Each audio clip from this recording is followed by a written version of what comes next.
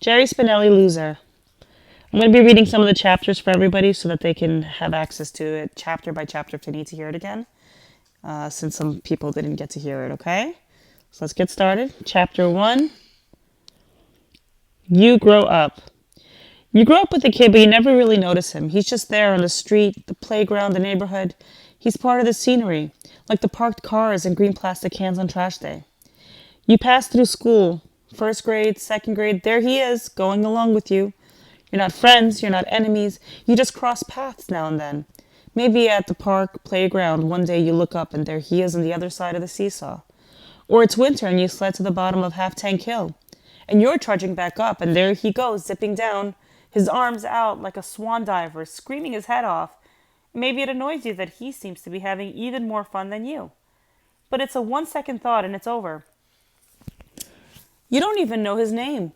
And then one day you do. You hear someone say a name and somehow you know that's who the name belongs to. It's that kid, Zinkoff. Chapter 2, The Bright Wide World. He is one of the new litter of boys tossed up by his brick and hoagie town 10 miles by trolley from a city of 1 million. For the first several years, they have been home babies, Zinkoff and the others, fenced in by walls and backyard chain link, and mostly by the sound of mother's voice. Then comes a day when you stand alone on their front steps, blinking and warming in the sun like pups of a new creation. At first, Zinkoff shades his eyes. Then he lowers his hands. He squints into the sun, tries to outstare the sun, turns away thrilled and laughing. He reaches back to touch the door. It is something he will never do again. In his ears echo the 1,000 warnings of his mother. Don't cross the street! There are no other constraints, not a fence in sight, no grown-up hand to hold, nothing but the bright, wide world in front of him. He lands on the sidewalk with both feet and takes off, heedless of all but the wind in his ears. He runs. He cannot believe how fast he's running. He cannot believe how free he is. Giddy with freedom and speed, he runs to the end of the block, turns right, and runs on. His legs are going so fast, he thinks that if they go any faster, they might begin to fly. A white car is coming down from behind. He races the car. He is surprised that it passes him. Surprised, but not unhappy. He is too free to be unhappy. He waves at the white car. He stops and looks for someone to laugh with and celebrate with. He sees no one, so he laughs and celebrates with himself. He stomps up and down on the sidewalk as if it's a puddle. He looks for his house. It's out of sight. He screams into the never-blinking sun, Yahoo! He runs some more, turns right again, stops again. It occurs to him that if he keeps running right, he can run forever. Yahoo! End of chapter 2.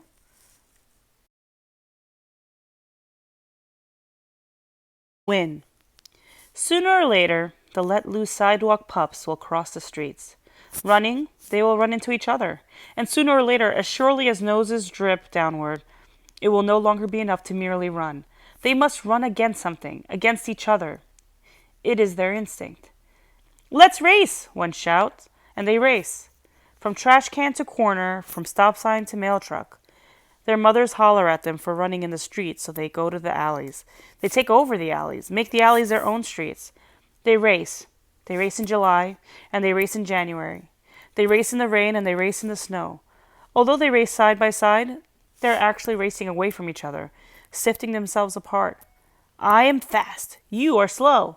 I win. You lose.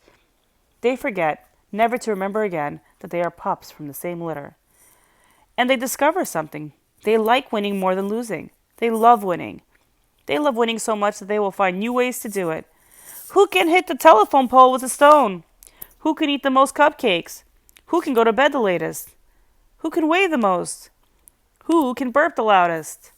Who can grow the tallest? Who's first? First? Who? Burping, growing, throwing, running, everything is a race. There are winners everywhere. I win. The sidewalks, the backyards, the alleyways, the playgrounds, winners, except for Zinkoff. Zinkoff never wins. But Zinkoff doesn't notice, neither do the other pups. Not yet. Chapter 4, Zinkoff's first day. Zinkov gets in trouble his first day of school. In fact, before he even gets to school, he's in trouble with his mother. Like the other neighborhood mothers of first grade children, Miss Zinkov intends to walk her son to school. First day is a big day, and mothers know how scary it can be to a 6-year-old. Zinkov stands at the front window, looking at all the kids walking to school. It reminds him of a parade. His mother is upstairs getting dressed. She calls down, "Donald, you wait!" Her voice is firm, for she knows how much her son hates to wait. By the time she comes downstairs, he's gone. She yanks open the door. People are streaming by. Mothers hold the hands of younger kids, while 4th and 5th graders yell and run and rule the sidewalks. Mrs. Zinkov looks up the street.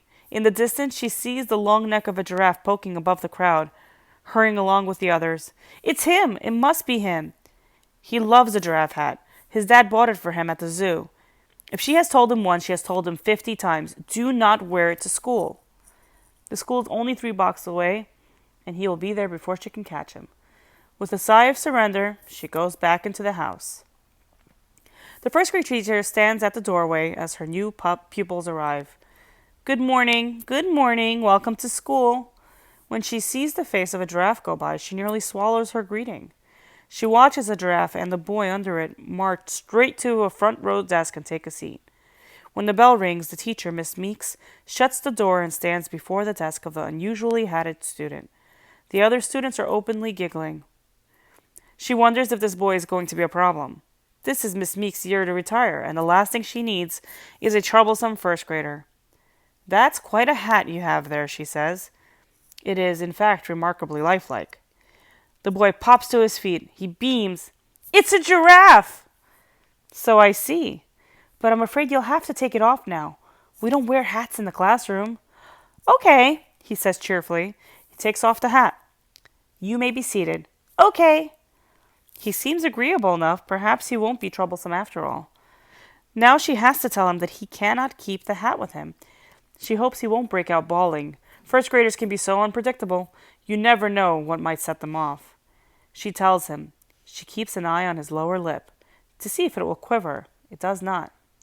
Instead, he pops to his feet again and brightly chirps, "Yes, ma'am," and hands the hat to her. Yes, ma'am? Where did that come from? She smiles and whispers, "Thank you. Down now." He whispers back, "Yes, ma'am." 26 heads turn to follow her as she carries the 3-foot hat to the cubby holes at the back of the room. She labeled the cubbies the day before, and now she suddenly realizes that she doesn't know which one belongs to the boy. She turns. "What's your name, young man?" He jumps to attention and belts at full voice, "Zinkov!" She has to turn her face to keep from laughing out loud. In all her 30 years of teaching, she has never known a student to announce himself or herself in such a manner. She turns back to him and gives him a slight bow, which somehow seems to be called for. "Thank you, and no need to shout, Mr. Zinkov.